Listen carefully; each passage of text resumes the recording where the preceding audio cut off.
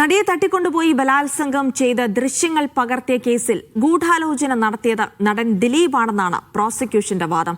കേസിൽ 8ാം പ്രതിയായ ദിലീപിന്റെ പങ്കാളിത്തം 8.5 വർഷത്തിനിപ്പുറവും സംശയാതീതമായി തെളിയിക്കാൻ പ്രോസിക്യൂഷന് കഴിയുമോ എന്നതാണ് ഏറെ നിർണായകം. കേസിൽ അറസ്റ്റിലായ ദിലീപ് 85 ദിവസത്തെ ജയിൽവാസത്തിന് ശേഷമാണ് പുറത്തിറങ്ങിയത്. മുൻവൈരാഗ്യത്തിന്റെ പേരിൽ നടിയെ തട്ടിക്കൊണ്ടുപോയി ബലാത്സംഗം ചെയ്യാൻ ക്രിമിനൽ ഗൂഢാലോചന നടത്തിയെന്നുള്ളതാണ് ദിലീപിനെതിരെ ചുമത്തിയ പ്രധാന കുറ്റം. ഇതിന് പൾസർ സുനിക്ക് ദിലീപ് കൊട്ടേഷൻ കൊടുത്തു എന്നാണ് പ്രോസിക്യൂഷന്റെ വാദം. തട്ടിക്കൊണ്ടുപോകൽ, ബലാത്സംഗം, ക്രിമിനൽ ഭീഷണി തുടങ്ങിയ വകുപ്പുകളും ദിലീപിനെതിരെ ചുമത്തി.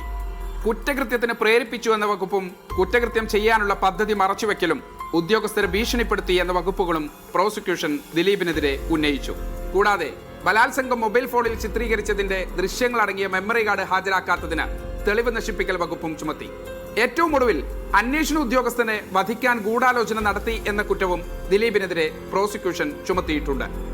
ആലുവ പോലീസ് ക്ലബ്ബിൽ മണിക്കൂറുകൾ നീണ്ട ചോദ്യം ചെയ്യലിനൊടുവിലാണ് നിഷേധിക്കാനാവാത്ത തെളിവുകളുടെ അടിസ്ഥാനത്തിൽ 2017 ജൂലൈ 10 ദിലീപ് അറസ്റ്റിലാകുന്നത്.